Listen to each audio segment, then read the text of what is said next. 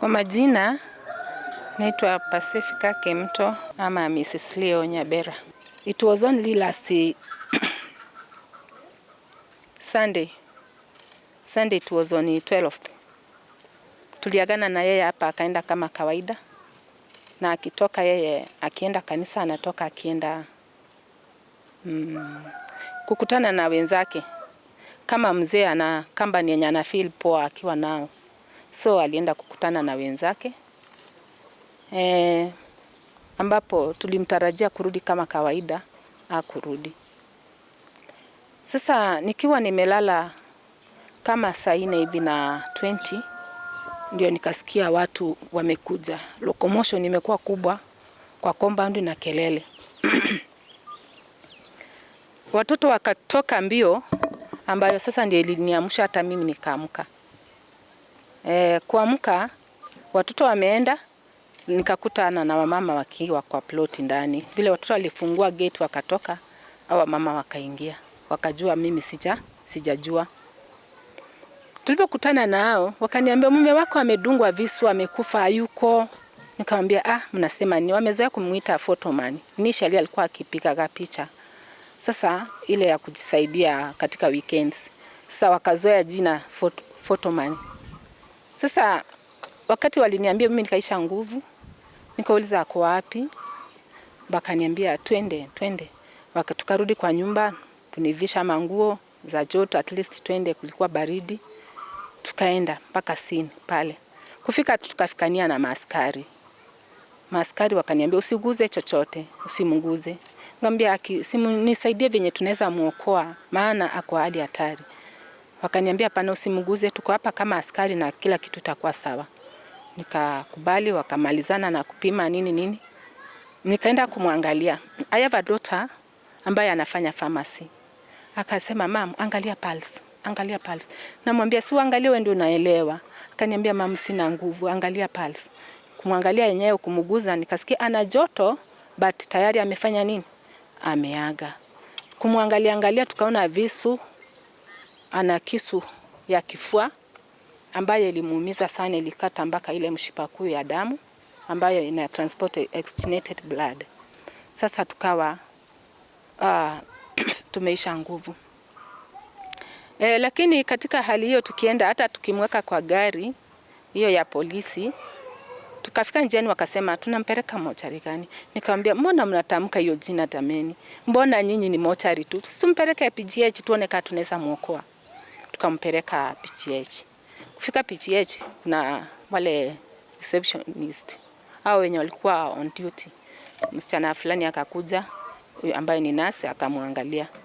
Hatukuridhika, tukasema tunaweza enda somewhere else ambao tunaweza pata usaidizi, tuone kama tunaweza muokoa, a fight na life yake. Before that tujajua ameumia kiasi hicho. Sasa wakati huo tukaenda mass mission akapimwa na wawili, wakasema we can't help the situation, it's hard. Ameenda, ametuacha. Tuka accept na tukafikiria kumpeleka morgue ya Evans. Kufika pale wakasema this a police case. Mpeleke wapi? Mpeleke kwa government morgue. Tukampeleka pale kwa Jack, na hivyo ndivyo tulimpelekeza mpendwa wetu. Siku hiyo ilikuwa Sunday asubuhi. Alitoka kwa nyumba kama ametumia tu chai. Akatoka mbio, huwa anaenda church. Vile alipata chance ya kwenda church, anaenda church Sunday. Me I go church on Saturday. So that Sunday aliamka kama kawaida yake, akaenda wapi? Church. But I normally don't expect him back earlier than saa 4 ya usiku. Hiyo normally kama at saa 4, saa 5, saa 6, saa 7, hata as far as saa 9. So my man nilikuwa nimemzoea hivyo. Na nilikuwa namtoa namwambia enda na Mungu na urudi na akurudishe. So nilimzoea hivyo. Sasa akitoka kuna marafiki zake nimewazoea but by that day hawakuwa nao. Kuna marafiki ambao wako suspected wanakunywa na yeye, that day hawakukua. Mwenye alikuwa na yeye walikunywa mahali inaitwa, hata tuliwaambia pale Rainbow. Hatujapata Tumeenda huko several times. Wamekuja hapa ati bado. Wamekuja kuinterrogate anything bado. Kumaanisha they are doing nothing. Or else if they are doing something, ni kitu wanaifanya chini ya maji, ambayo sasa unaweza kukuta wamekabiliana na wale wahalifu, wanawapeka kitu. Unaona? Because kuna mama tulikuwa suspicious na yeye, anaitwa, what's the name of that lady? Joyce. Joyce amekuwa kikunywa na yeye mpaka na husband wake. Anakuja anawabaia. They respect this man of course, lakini amekuwa kimbaia huyo Joyce pombe na bwana yake wanashare. But all in all, adui huwezi mjua. Anaweza kuwa hata mwenye mnakula na yeye. Ana miaka kufikia sasa, ana miaka 64. Ana watoto watatu na ana wajukuu 2. Ni mtu ambaye umri wake si wa chini. Ni mtu ambaye angeng'ang'ana na watu.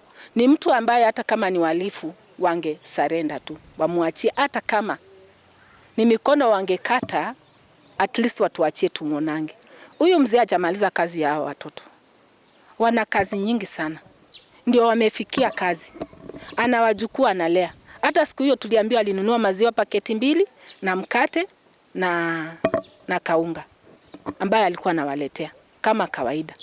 So wametupokonya mtu ambao ni wa maana katika maisha. He's been our security. Now look at this place. What security do we have? Tutaenda kukuwa na security aina gani? Kwa majina naitwa George Magutu Marendi. Mimi ni jirani hapa. Tumejuana na the late from 1997. Tumekuwa na yeye, mara mingi tunakuanga na yeye. Lakini siku hiyo Sunday tulikuwa na harambee. Mimi sikuenda na yeye. Nilienda kwa harambee. Tukienda kwa scene tulikuta hapo kulikuwa na watu wenye walikuwa wameingia hapo kupitia hapo kwa farm. The scene was very messy. It seems that there is a total struggle yenye ilikuwa. Sasa hiyo ndio hapo kwa scene ilikuwa hivyo. We as a community, there is no security here. Kwa sababu ile kitu iko vile mtu anawawa hapo akinyama. Sasa sisi wale wengine wenye tumepaki hapa hakuna security. Kwa majina ni Franklin Mogaka Leo. Mimi ndio firstborn ya mzee ambaye ametuacha. Na tusikitisha sana. Kitendo kilifanyika Jumapili 12th October around 8:45 PM, ambayo inafaa kuwa ni mapema sana hapa. Tulipata ameumizwa na ikawa hakuna kubwa tunaweza fanya. So tunaendelea na mipango, lakini tunaomba security area iangaliwe kidogo kwa sababu 8:45 PM ndio watu wengi wanatoka kutafutia familia zao.